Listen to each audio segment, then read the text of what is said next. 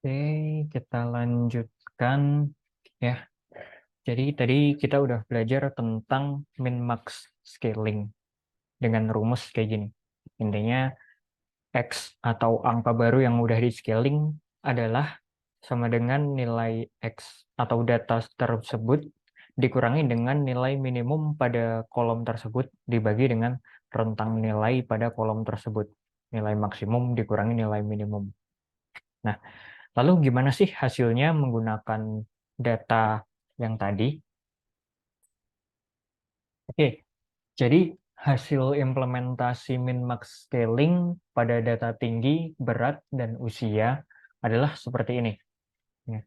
Jadi untuk tinggi badan, berat, dan usia semuanya sekarang berada pada skala angka yang sama, yaitu nilai 0 pada nilai terkecilnya dan 1 pada nilai paling besarnya. Kayak gitu.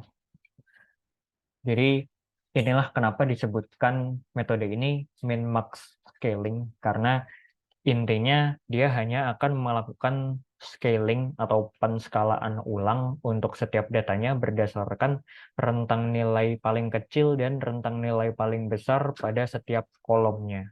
Kayak gitu. Jadi nilai yang paling kecil akan berubah jadi 0 dan nilai yang paling besar akan berubah jadi angka 1. Kayak gitu. Oke, ya. Dan jadinya kayak gini, untuk tinggi, berat, dan usia yang paling kecil nilainya 0, yang paling besar nilainya 1. Jadi di sini karena tiga kolom ini skalanya udah sama, kita bisa membandingkan masing-masing nilai pada setiap kolomnya. Kayak gitu. Kayak misalkan berarti untuk data baris pertama itu dia orang tersebut adalah tingginya yang paling rendah, berat badannya juga yang paling rendah, dan usianya juga yang paling muda. Kayak gitu. Lalu baris data yang kedua adalah orang yang paling tinggi dan berat badannya juga paling besar, tapi usianya yang termasuk di tengah-tengah gitu, termasuk salah satu yang masih muda dan seterusnya. Kayak gini. Jadi kita bisa membandingkan setiap nilai pada setiap kolom dengan nilai di kolom lainnya. Kayak gitu. Oke. Nah, ilustrasinya seperti yang ada di kanan ini. Jadi feature scaling atau penskalaan ulang dari setiap kolom itu dilakukan dengan cara setiap nilai pada kolom itu akan dipetakan ke dalam rentang nilai 0 sampai 1 kayak gini. Jadi berapapun nilainya, berapapun nilai asli dari kolom tersebut akan selalu dipetakan ke dalam nilai rentang 0 sampai 1.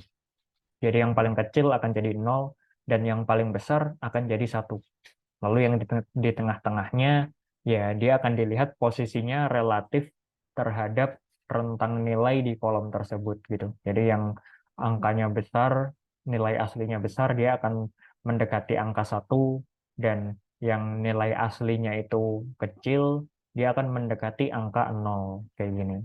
Jadi intinya adalah skala 0 sampai 1, dia berada di nilai yang mendekati nilai paling besar atau mendekati nilai paling kecil kayak gitu. Jadi cukup sederhana ya untuk min-max scaling ini. Oke, itu adalah contoh pengimplementasian scaling. Nah, selanjutnya adalah feature selection atau pemilihan fitur.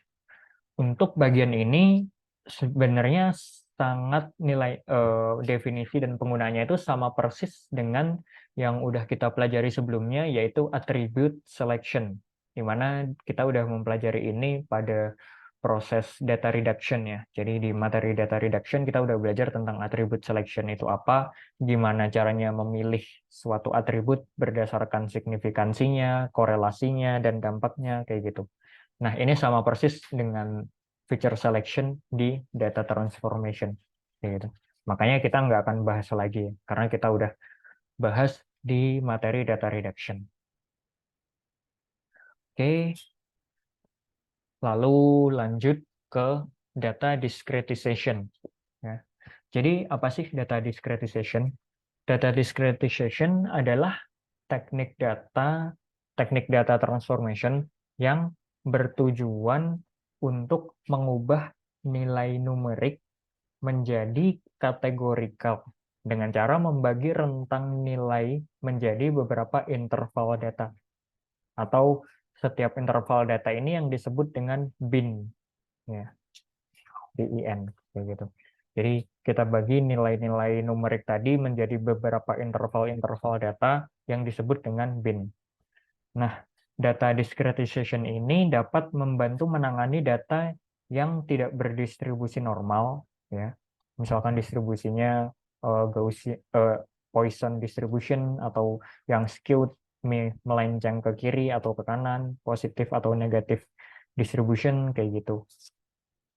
Selain itu, data discretization juga mengurangi sensitivitas terhadap outlier.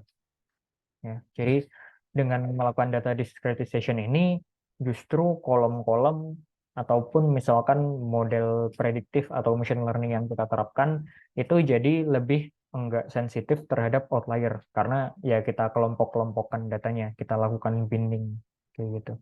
Jadi yang harusnya angkanya outlier, dia akan masuk ke dalam salah satu bin paling besar atau paling kecilnya. Kayak gitu. Jadi semakin nggak terlihat kalau adanya outlier. Dan juga meningkatkan interpretabilitas model. Karena struktur data continuous atau numerik yang sebelumnya misalkan rentangnya bisa panjang banget, itu jadi lebih pendek karena kita buat interval-interval gitu. Jadi model machine learning atau model prediktif itu bisa membaca datanya secara lebih simpel, dan kita juga bisa menginterpretasikan performa modelnya secara lebih sederhana. Kayak gitu. Oke, nah selanjutnya adalah importance-nya. Kenapa sih melakukan data discretization itu penting? Yang pertama, data yang memiliki nilai numerik continuous itu dapat memiliki banyak variasi dan kompleksitas yang bisa mempersulit analisis. Jadi variansinya bisa tinggi banget atau rendah banget. Lalu nilai datanya bisa gede banget, nilai data maksimalnya gede banget, lalu nilai data minimalnya misalkan kecil banget atau bahkan negatif kayak gitu ya, sehingga rentang nilainya jadi sangat besar. Nah, itu akan menambah kompleksitas model atau analisis yang kita lakukan. Lalu yang kedua, data numerik continuous juga membutuhkan banyak sumber daya komputasi untuk diolah, gitu ya. Dan juga memori yang diperlukan untuk memproses data numerik continuous itu juga jadi lebih besar yang diperlukan. Dan selain untuk mengolah data pada komputasi, menyimpan data pada memori, menyimpan data numerik continuous pada storage misalkan ke device kita, ke laptop kita, atau ke HP kita, atau ke flash disk, atau ke storage manapun, itu juga jadi lebih besar, ya. Karena kalau datanya rentang nilainya itu gede banget, maka penyimpanannya juga perlu storage yang besar kayak gitu. Jadi data numerik continuous yang besar ini akan mempengaruhi sumber daya atau resource komputasi, jadi semakin berat komputasinya, ya. Dan memori untuk menjalankannya juga semakin berat, dan penyimpanannya juga perlu storage yang lebih besar kayak gitu. Lalu data numerik continuous juga kurang cocok untuk beberapa metode analisis yang membutuhkan data kategorikal. Misalkan contohnya adalah decision tree, ya. Jadi decision tree adalah suatu model machine learning yang membuat struktur keputusan berbentuk seperti pohon gitu. Jadi kayak misalkan di atas sendiri, misalkan datanya adalah data pelanggan gitu ya. Di atas sendiri, pohonnya di awal misalkan dia mengecek apakah jenis kelaminnya laki-laki atau perempuan. Kalau laki-laki, maka dicek lagi misalkan tanggal lahirnya kapan. Kalau perempuan, dicek apanya, kayak gitu. Jadi membuat struktur pohon keputusan yang di yang memisahkan keputusan itu berdasarkan kategori-kategori tertentu kayak gitu. Itu decision tree. Nah, decision tree ini perlu data yang berbentuk kategorikal. Atau kalau misalkan datanya itu numerik, maka modelnya akan mengolah datanya dalam bentuk kategorikal gitu. Kayak misalkan apakah nilai datanya itu lebih besar dari angka sekian. Nah, itu kan jadinya kategorikal ya. Kayak gitu. Selain decision tree, juga metode analisis lain yang perlu data kategorikal yaitu ada association rule untuk melihat asosiasi atau relasi antara satu item, satu barang dengan barang lainnya, ataupun juga clustering. Ya. Beberapa clustering seperti hierarchical clustering itu datanya berbentuk kategorikal, kayak gitu. Jadi untuk metode-metode analisis tersebut akan sangat membantu kalau kita lakukan data discretization terlebih dahulu terhadap data yang kita punya. Ini itu untuk definisi dan kenapa perlu melakukan data discretization. Nah, selanjutnya kita akan membahas contoh untuk data discretization-nya. Nah, di sini misalkan kita memiliki data jumlah jam belajar, ya, jam belajar tiap siswa selama 1 bulan. Jam belajarnya seperti berikut. Ada yang pertama, siswa pertama, dia belajar selama 25 jam dalam 1 bulan.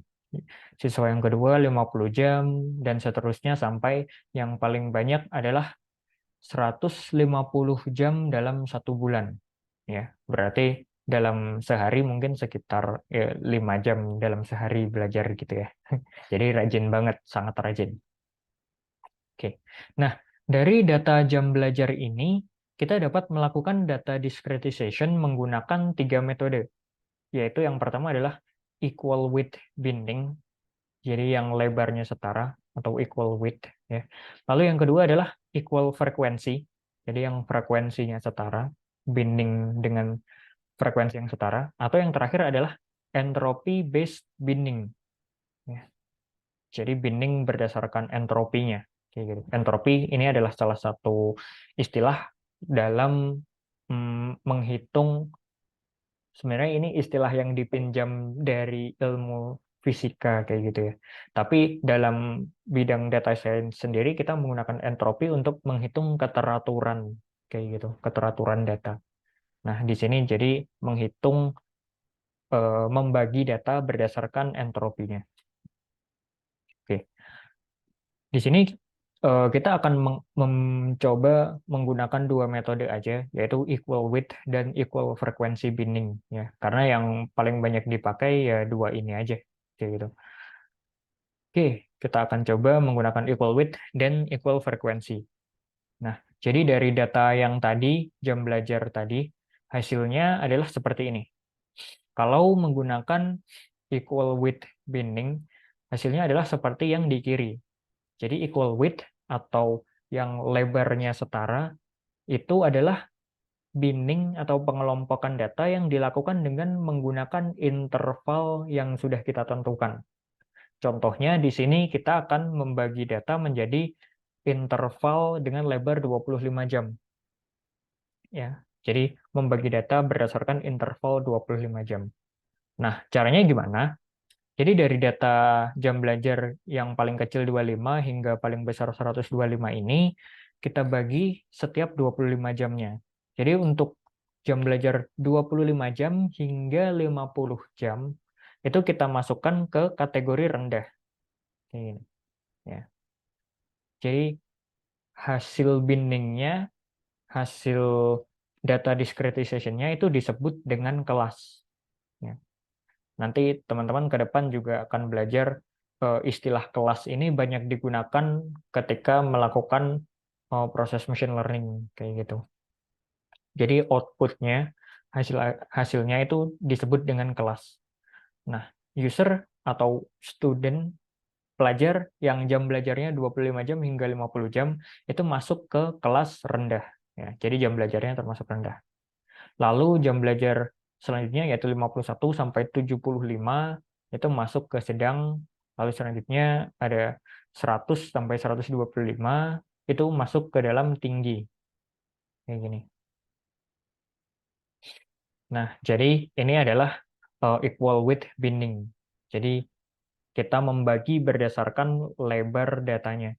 Kita bagi berdasarkan interval setiap 25 jam di sini. Dan hasilnya adalah ada dua data yang termasuk rendah, ada satu data yang termasuk sedang, dan ada dua data yang termasuk tinggi. Ya, jadi hasilnya rendah-rendah, sedang, dan tinggi-tinggi. Kayak gitu. Oke, ini adalah metode pertama, equal width binning. Lalu selanjutnya ada yang disebut dengan equal frequency binning atau pembagian berdasarkan frekuensi yang setara. Contoh dari data yang kita punya, maka membagi berdasarkan frekuensinya kita lakukan dengan cara membagi data dengan interval dua orang. Kayak gitu. Jadi dua orang pertama itu termasuk kelas kategori yang rendah, lalu dua orang selanjutnya itu kategori sedang, dan dua orang selanjutnya lagi kategori tinggi. Kayak gitu. Jadi di sini kita akan membaginya berdasarkan urutan datanya. Gitu. Jadi dua paling bawah otomatis akan masuk rendah. Lalu dua selanjutnya masuk tinggi. Lalu dua selanjutnya masuk sedang. Sorry. Ya. Jadi dua selanjutnya masuk sedang. Lalu dua selanjutnya akan masuk tinggi. Cuman karena datanya cuma berjumlah 5 ya. Jadi hanya ada satu yang nilainya tinggi. Kayak gitu. Nah, jadi kalau equal frekuensi, kita membagi nilainya, membagi kelasnya itu berdasarkan nilai jam belajarnya. Kayak gitu. Oke, maka hasilnya beda ya dari equal width sama equal frekuensi ini. Kalau di equal width itu kita bagi berdasarkan interval setiap 25 jamnya, di mana hasil akhirnya ada dua siswa yang termasuk kelas rendah, lalu ada satu siswa yang sedang, dan ada dua siswa yang termasuk tinggi. Sedangkan kalau equal frekuensi, itu ada dua siswa yang termasuk rendah, ada dua siswa yang termasuk sedang, dan ada satu siswa yang termasuk tinggi. Kayak gitu. Itu untuk contoh data discretization, contoh implementasinya ya. Nah, gambaran prosesnya seperti apa? Prosesnya adalah seperti ini, contohnya ya. Jadi di sini misalkan kita punya data nih, di datanya bentuknya seperti yang di bawah ini, yang diagram garis ini. Ya. Jadi nilainya ada di sumbu X, lalu jumlah datanya ada di sumbu Y-nya. Ya. Contohnya di sini misalkan berarti data yang nilainya 4 itu ada 10. Kayak gitu. Lalu yang nilainya 6 itu ada 5. Dan begitu seterusnya. Sampai yang nilainya 14 itu ada mungkin 2 atau 3 data aja. Kayak gitu. Nah, ini adalah perbedaan jumlah setiap kelompoknya atau setiap bindingnya. Kalau yang atas ini adalah menggunakan yang equal width binding ya. Jadi yang lebarnya setara. Oke. Nah, di sini kita gunakan misalkan yang lebarnya 4 kayak gitu. Jadi mulai dari 3 sampai 7 itu masuk ke yang pertama, lalu 7 sampai berapa masuk kelompok data yang kedua, dan seterusnya. Jadi 4 gitu misalkan. Lalu yang kedua adalah kita menggunakan equal frekuensi, atau mungkin nama lainnya kalau di sini uniform count gitu ya. Jadi equal frekuensi, jumlah anggota untuk setiap bindingnya itu harus sama. Jumlah anggota untuk setiap kelasnya itu harus sama. Itu yang disebut dengan equal frekuensi atau uniform count binding.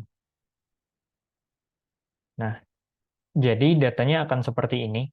Kalau yang equal width itu jumlah anggota untuk setiap binnya atau setiap kelasnya itu beda-beda. Jadi yang pertama jumlahnya ada lumayan tinggi, lalu yang kedua jumlahnya dikit, lalu yang selanjutnya yang ketiga jumlahnya paling banyak, yang keempat jumlahnya dikit gitu.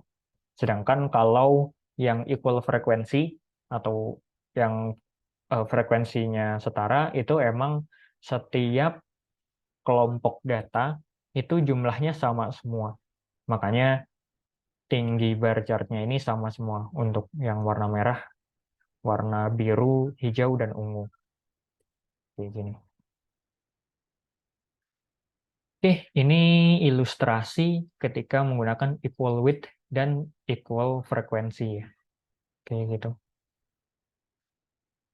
Oke. Nah, selanjutnya ini adalah contoh studi kasus untuk data discretization. Misalkan di sini kita ingin menggunakan metode analisis decision tree untuk menemukan association rule atau aturan asosiasi antara jam belajar dan nilai siswa. Ya. Jadi kita ingin melihat asosiasi antara data jam belajar dengan nilai siswa. Nah, namun karena metode decision tree ini lebih optimal jika menggunakan data kategorikal dan bukan numerik, ya, maka kita perlu melakukan data discretization terhadap data jam belajarnya. Kayak gitu. Oke, nah data jam belajar dan nilai ujian siswa itu seperti ini. Jam belajar 25, nilai ujiannya 6. Jam belajar 50, nilai ujiannya 6. Dan seterusnya sampai jam belajarnya 125 jam dalam sebulan, dan nilai ujiannya 9. Kayak gitu. Nah, jadi di studi kasus ini kita akan menggunakan equal width, ya, jadi yang lebarnya sama, sebagai contoh aplikasi data discretization. Oke, jadi kita bagi berdasarkan lebar data jam belajar yang setara. Oke, nah hasilnya seperti ini. Jam belajar 25 termasuk rendah, jam belajar 50 termasuk rendah, 75 sedang, lalu 100 dan 125 termasuk tinggi. Oke, gitu. Jadi rentang 25 sampai 50 itu rendah, lalu rentang 75 ini sedang, 100 sampai 125 itu tinggi. Oke. Lalu nilai ujiannya masih sama seperti tadi ya. Jam belajar 25 nilai ujiannya 6 sampai jam belajar 125 nilai ujiannya 9. Nah, dengan hasil data yang udah dilakukan data discretization menjadi kategorikal di atas, kita dapat menemukan aturan asosiasi atau association rule menggunakan decision tree seperti berikut. Ya. Jadi decision tree-nya pertama kita lihat dari jam belajarnya. Jika kelas jam belajarnya itu rendah, maka bisa kita lihat bahwa nilai ujiannya itu 6. Ya. Karena di sini yang jam belajarnya rendah, dua-duanya nilainya 6, nilai ujiannya. Lalu kalau jam belajarnya itu sedang, maka nilai ujiannya itu 7. Ya, karena di sini hanya ada satu data yang nilainya sedang. Maka kalau datanya kategori kelasnya adalah sedang, nilai ujiannya 7. Kita bisa asosiasikan seperti itu. Lalu yang terakhir adalah jika kelas jam belajarnya itu tinggi, ya, yang jam belajarnya 100 dan 125, maka nilai ujiannya itu bisa nilai 8 atau nilai 9, yang mana nilainya lebih tinggi dari yang kelas jam belajarnya rendah atau sedang. Kayak gitu. Maka ini adalah hasil association rule-nya menggunakan decision tree. Kalau mau nilai ujiannya 8 atau 9, maka jam belajarnya harus termasuk yang kelas jam belajarnya tinggi. Kayak gitu. Oke, itu hasil association rule menggunakan data discretization.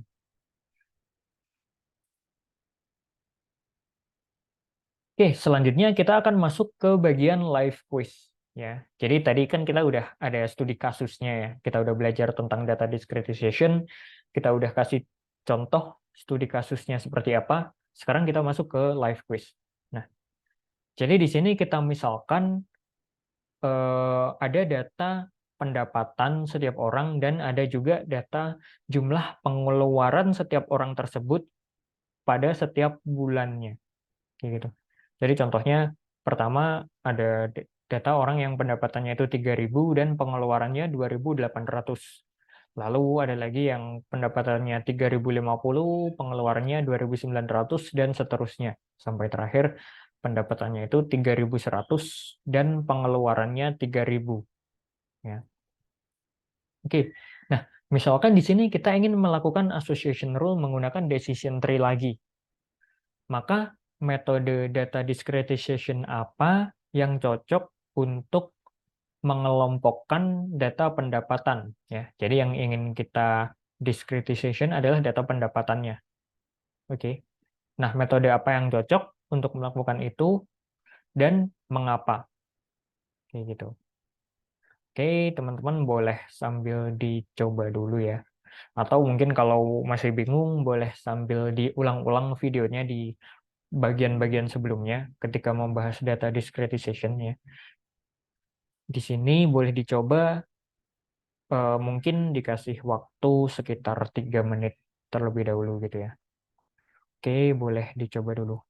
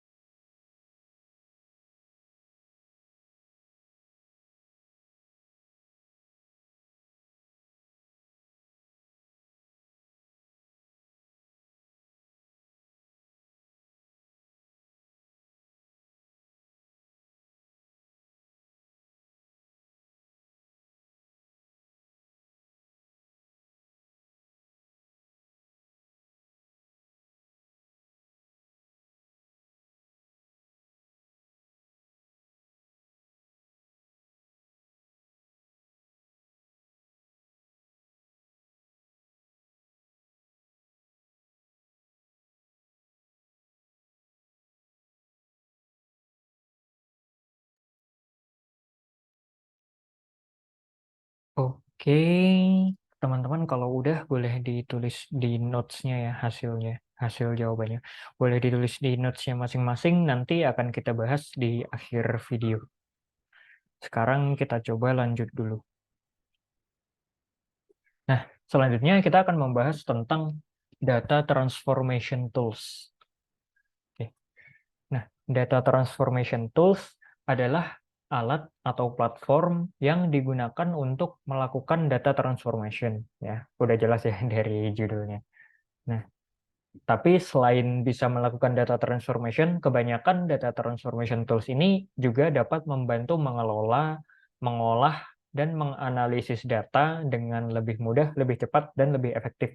Ya, karena kalau di skala perusahaan biasanya kan datanya bakal gede banget ya, datanya besar banget, sumber datanya banyak, datanya nggak terstruktur semua, makanya kalau melakukannya secara manual, bikin proses sendiri, ngoding sendiri itu biasanya sangat berat kayak gitu. Makanya kebanyakan perusahaan yang udah skala besar itu menggunakan tools yang premium gitu sih. Karena kegunaan tools-tools yang bisa melakukan data transformation ini juga ada banyak, nggak cuma melakukan data transformasi aja, tapi juga bisa mengelola, mengolah, analisis data secara cepat dan efektif. Kayak gitu. Oke, nah ini adalah contoh-contoh tools untuk melakukan data transformation. Yang pertama adalah yang namanya Alteryx. Ya. Jadi Alteryx adalah platform analitik yang memungkinkan kita untuk melakukan data preparation, data blending, data analysis, dan data visualization dengan menggunakan interface yang tinggal drag and drop kayak gitu.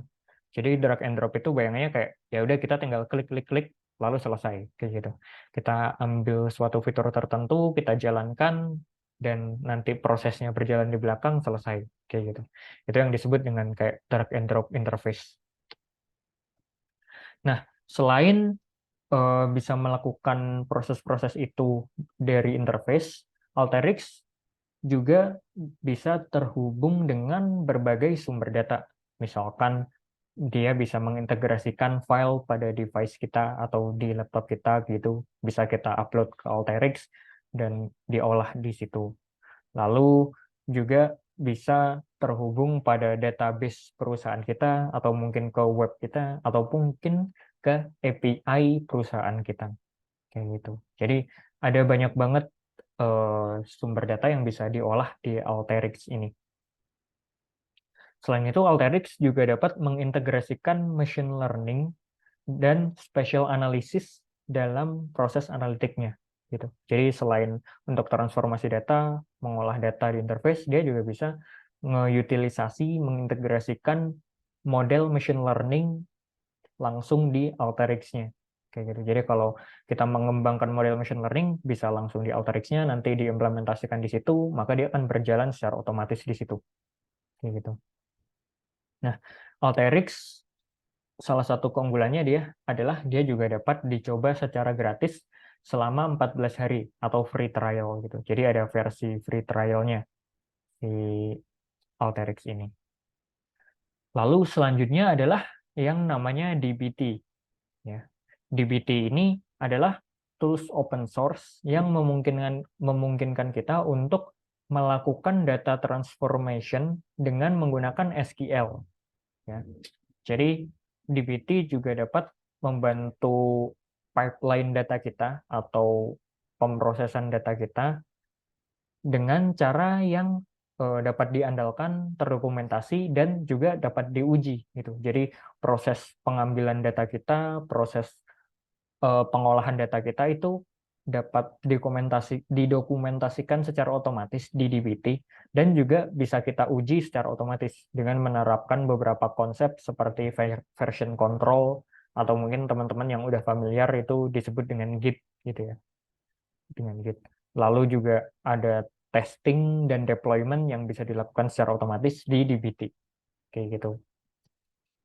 Dan dbt sendiri juga dapat terhubung dengan berbagai platform data seperti data warehouse atau mungkin Google BigQuery gitu ya, produk dari Google, dan juga ke Snowflake atau Redshift dari AWS punyanya Amazon, dan juga PostgreSQL kayak gitu. Jadi udah cukup terkoneksi dengan beberapa tools lainnya. Lalu yang terakhir adalah Airflow. Ya. Airflow ini termasuk salah satu platform open source yang paling terkenal karena cukup banyak digunakan di perusahaan. Ya, karena salah satunya karena dia open source gitu. Jadi bisa diadopsi secara gratis dan bisa kita oprek sendiri gitu di dalamnya. Di mana Airflow ini memungkinkan kita untuk membuat, menjalankan, dan memantau workflow data dengan menggunakan konsep-konsep seperti DAG ya, atau Directed Acyclic Graph. Jadi intinya suatu proses untuk memetakan data kita menjadi graf-graf atau kumpulan grafik kayak gitu. Dan selain itu juga ada operator, task, dan scheduler atau penjadwalan. Jadi kita bisa menjadwalkan supaya datanya itu ditransformasi pada pukul sekian dan selesai pada pukul sekian kayak gitu. Airflow juga dapat membantu tim data untuk mengotomatisasi dan mengkoordinasikan proses data transformasi maksudnya ya, dengan menggunakan bahasa pemrograman seperti Python kayak gitu. Karena ya Python emang termasuk salah satu bahasa pemrograman yang bisa dilakukan untuk banyak tujuan kayak gitu. Dan seperti Alteryx juga, Airflow bisa terhubung ke berbagai sumber data seperti eh, data file pada device kita masing-masing, ke database, ke web, atau API yang dikembangkan oleh tim data. Kayak gitu. Oke, itu untuk tools-tools yang mendukung proses data transformation. Nah, selanjutnya kita akan membahas tren yang terjadi pada bagian data transformation. Jadi data transformation ini saat ini terus berkembang pesat ya secara inovasi dan trennya. Beberapa tren baru pada bidang ini dapat mempengaruhi cara kerja dan hasil proses pengolahan data secara keseluruhan. Karena banyak banget perkembangan tools, inovasi, dan ide yang membuat proses data transformasi ini dapat dilakukan dengan jauh lebih efisien dan jauh lebih cepat. Kayak gitu. Nah, contoh trennya seperti apa? Ini adalah beberapa contoh tren dan inovasi penting pada data transformation. Yang pertama, ada yang disebut dengan solusi berbasis cloud. Ya. Jadi, solusi berbasis cloud ini adalah solusi yang menggunakan sumber daya komputasi, ya, jadi sumber daya komputasi atau komputer-komputer atau server-server yang disediakan oleh penyedia layanan cloud seperti misalkan Amazon Web Service, Google Cloud Platform, atau Microsoft Azure. Kayak gitu. Nah, solusi berbasis cloud ini dapat membantu untuk melakukan data transformation dengan lebih cepat, lebih fleksibel, dan juga lebih murah. Karena kita nggak perlu membeli atau mengelola infrastruktur komputasi tersebut secara independen gitu. Jadi kita nggak perlu kayak beli server sendiri, mengelola servernya, mengatur kapasitas komputasinya, menyimpan datanya secara manual ke server kita, kayak gitu-gitu, semuanya dilakukan secara otomatis oleh pemilik layanan cloud ini. Kayak gitu. Nah, perusahaan juga dapat menyesuaikan skala layanan sesuai dengan kebutuhan. Jadi kalau butuh skala kecil, ya udah kita bisa atur supaya kita menggunakan skala yang kecil aja di layanannya, sehingga harganya juga bisa diturunkan. Atau kalau skalanya besar banget, ya udah kita bisa naikkan skalanya, sehingga ya ongkos yang perlu dikeluarkan pasti lebih besar, tapi mungkin lebih efisien. Kayak gitu. Dan juga data yang diproses itu bisa kita akses dari mana saja dan kapan saja ya. Jadi kayak seperti layanan online pada umumnya gitu. Nah, contoh solusi berbasis cloud pada data transformation ini adalah ada AWS Glue, Google Cloud Data Flow, dan Azure Data Factory. Kayak gitu. Lalu yang kedua ada yang disebut dengan platform low code atau bahkan no code ya. Jadi maksudnya ini adalah platform yang memungkinkan tim data untuk menjalankan workflow-nya tanpa perlu menulis banyak kode atau sintaks gitu ya. Atau bahkan tanpa menulis kode sama sekali, tanpa ngoding sama sekali. Kayak gitu. Nah, platform low code atau no code ini bisa membantu melakukan data transformation dengan lebih mudah, lebih cepat, dan lebih intuitif karena bisa menggunakan antar muka grafis aja. Jadi kayak tampilan UI-nya aja, interface aplikasinya aja. Dengan cara tinggal kayak drag and drop atau sesuai dengan template yang disediakan. Kayak gitu.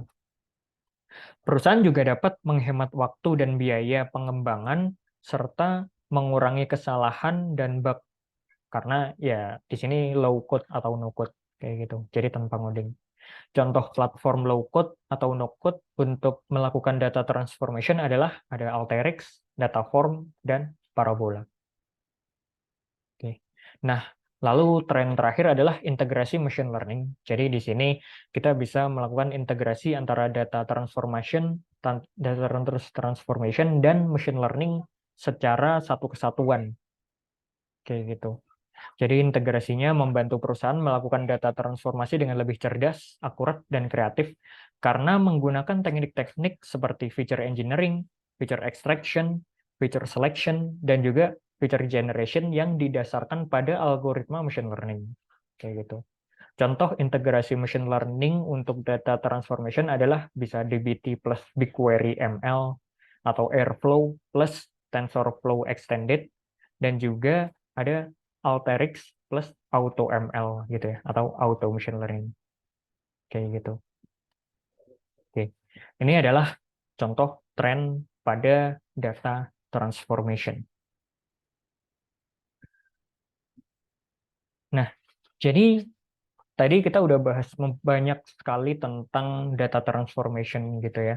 Nah, kesimpulannya apa? Di sini kita akan bahas. Jadi kesimpulannya adalah yang pertama, data transformation adalah proses konversi data dari satu format ke format atau struktur lain yang lebih sesuai dengan database kita gitu, supaya lebih mudah untuk dilakukan analisis, integrasi, dan visualisasi. Ya. Lalu yang kedua, data transformation dapat dilakukan dengan berbagai metode dan teknik, seperti misalkan data cleansing, aggregation, normalization, feature selection, dan data discretization. Ya. Lalu, data transformation juga dapat didukung oleh berbagai tools dan platform seperti Alteryx, dbt, Airflow, Dataform, Datamir, dan sebagainya. Dan yang terakhir, ada pada data transformation ini juga dipengaruhi oleh beberapa tren dan inovasi, seperti misalkan ada solusi layanan berbasis cloud, ada platform low code atau bahkan no code yang nggak perlu ngoding sama sekali, dan juga ada integrasi dengan machine learning, ya kayak gitu, untuk mengatur tata kelola data transformasinya, kayak gitu. Oke, ya ini untuk keseluruhan materi data transformation. Selanjutnya mungkin akan kita bahas tentang hasil diskusi dari live quiz tadi, dan juga kita akan membahas untuk metode evaluasinya, yaitu dengan quiz kayak gitu ya.